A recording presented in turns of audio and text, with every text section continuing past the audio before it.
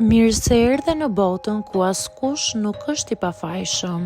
Sekrete shqiptare, vendi ku rrëfimet më të thella, më të ndaluara dhe më të pathëna të shqiptarëve marrin zë. Na bëni subscribe për histori të ndryshme.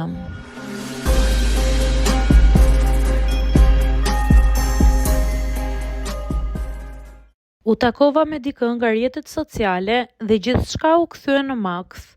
Nuk kam qenë kurrë tipi që beson shumë tek të panjohurit online, por ndoshta ishte periudha, ndoshta lodhja, madje edhe pak vetmia.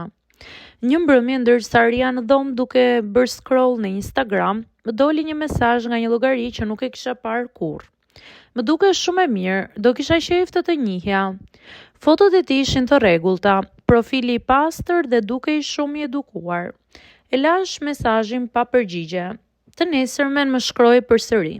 Pastaj filluam bisedën dhe brenda pak ditësh, sinqerisht më dukej sikur e njihja prej vitesh.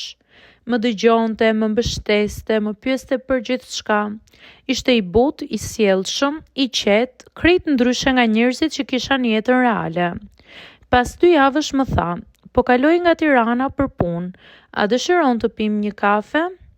Hezitova, diçka më thoshte të mos shkoja, por më shumë më friksonte ideja të mos dukesha paranojake. E pranova. U takuam tek liçeni, ai ishte i sjellshëm, por shumë i sigurt për veten. Më shikonte gjatë sikur po më vlerësonte.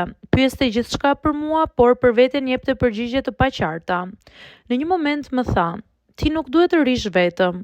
Nuk je si vajzat e tjera që janë në ditët e sotme. Meriton dikë që të drejtoj.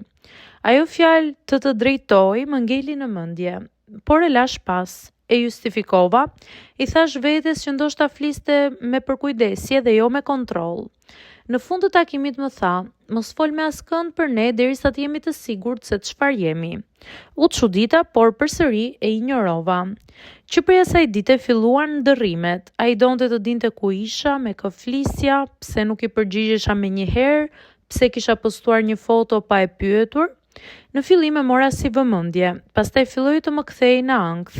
Një natë më tha, kam frikë se dikush tjetër të shkruan, dua të më dërgosh screenshot kur dikush të kontakton. Refuzova dhe aty filloi makthi. Një mbrëmje po kthesha nga puna dhe i gjeta duke më pritur poshtë pallatit. Nuk i kisha thënë as vendin e punës dhe as orarin, por ai e kishte gjetur. Më buzëqeshi, por syt i kishte të akullt.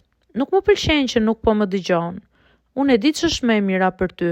Sa herë dikush të afrohet, ti se kupton që rrezikon. Më kapi nga krau, jo fort, por aq sa të kuptoja që nuk po luante. Njerëzit kalonin pranë dhe mendonin se ishim çift duke debatuar normalisht. Askujt nuk i shkonte ndërmend se unë po dridhesha nga frika. U çlirova vetëm kur një fëmijë nga pallati më pa dhe i tha: "Eja se po të kërkon mami lart." Ai mu afrua dhe më pëshërëtiu. "Ti je e imja, mos harro." Dhe iku. Atë natë me duar që më dridheshin kontrollova profilin e tij përsëri. Por diçka që se kisha vënë re më parë më doli para syve. Shumë foto dukeshin të prera, shumë të sheshta dhe perfekte. I bëra një kërkim të shpejtë imazheve dhe më doli një model italian. E njëjta foto, i njëjti pozicion, i njëjti sfond. Nuk ishte ai në foto. Ishte një profil i rrem, histori e ndërtuar, identitet fantazëm.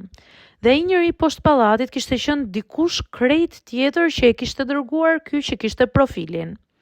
Njoftova familjen, ndryshova oraret, fshiva rrjetet sociale për disa javë dhe për fat të madh ai nuk u paraqit më. Nuk e zbulova kurrë kush ishte dhe çfarë kërkonte, por di që nëse do të kisha vazhduar, historia ime mund të kishte marrë fund shumë keq.